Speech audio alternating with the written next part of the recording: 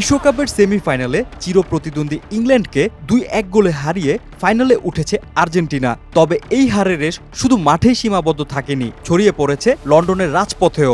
পরাজয়ে ক্ষুব্ধ ইংল্যান্ড সমর্থকদের বিক্ষোভে উত্তেজনাকর পরিস্থিতির সৃষ্টি হয়। পরিস্থিতি নিয়ন্ত্রণে ঘটনাস্থলে বিপুল সংখ্যক পুলিশ মোতায়েন করা হয় এবং বিশৃঙ্খলায় জড়িত কয়েকজনকে গ্রেফতার করা হয়েছে। ঘটনার সূত্রপাত হয় আর্জেন্টিনার জার্সি পরা এক তরুণকে ঘিরে। ম্যাচ শেষে ওই তরুণকে ধাওয়া করে কয়েকজন ইংলিশ সমর্থক। পরে তাদের সঙ্গে আরও শতাধিক উগ্র সমর্থক যোগ দিলে পরিস্থিতি দ্রুত নিয়ন্ত্রণের বাইরে চলে যায়। রক্তপাতের আশঙ্কায় পুলিশ দ্রুত ওই তরুণকে নিরাপদে একটি গাড়িতে তুলে সরিয়ে নেওয়ার চেষ্টা করে।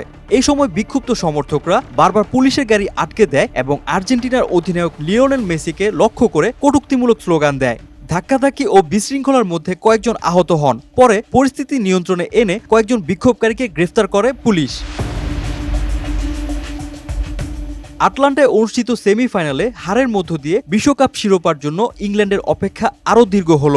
১৯৬৬ সালের পর আর একবারও বিশ্বকাপ জিততে পারেনি তারা। টানা চতুর্থবার সেমিফাইনালে উঠেও শিরোপা বঞ্চিত রইল থমাস টুখেলের শিষ্যরা। এদিকে টানা দ্বিতীয়বার বিশ্বকাপ জয়ের লক্ষ্য নিয়ে আগামী ১৯ জুলাই নিউ জার্সিতে ফাইনালে স্পেনের মুখোমুখি হবে Argentina. Desk report, hello Bangladesh.